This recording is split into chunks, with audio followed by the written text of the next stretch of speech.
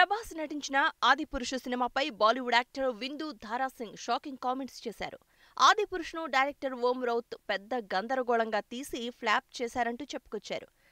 ఇటీవల ఇచ్చిన ఓ ఇంటర్వ్యూలో ఆదిపురుషు గురించి విందు మాట్లాడుతూ, సినిమాలోని చాలా మంది నటీనటులు కొన్ని డైలాగులు మార్చమని దర్శకుడు ఓం రౌత్ను అడిగారు.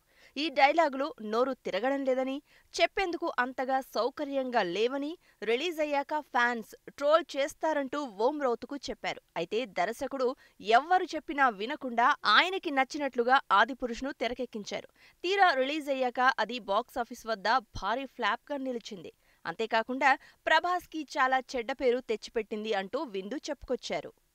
నిజానికి ఆదిపురుష్ ప్రాజెక్టు మొదలుపెట్టినప్పుడు దీనిపై భారీ అంచనాలు ఉన్నాయి.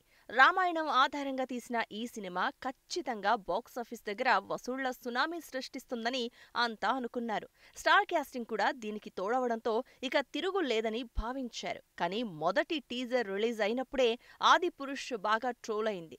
అన్ని కోట్లు పెట్టి తీసిన ఈ సినిమాలో నాసిరకం గ్రాఫిక్స్ ఉన్నాయంటూ ఫ్యాన్స్ కూడా ట్రోల్ చేశారు. ప్రభాస్ తప్పు ఏం లేదని, అన్నింటికీ ఓం రౌతే కారణమంటూ ఏకిపారేశారు. ఇక ఆదిపురుషు తర్వాత వచ్చిన హనుమాన్ సినిమా చూసి ప్రభాస్ ఫ్యాన్స్ మామూలుగా ఫైర్ అవ్వలేదు.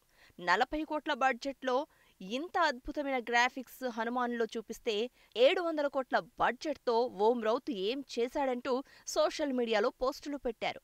హనుమాన్ సినిమా డైరెక్టర్ను చూసి నేర్చుకో అంటూ ఓం రౌత్ను ట్యాగ్ చేశారు. ఇలా ప్రభాస్ కెరియర్లో మాస్టర్ పీస్గా నిలిచిపోతుంది అనుకున్న ఆదిపురుష్ చిత్రం భారీ ఫ్లాప్ అయింది.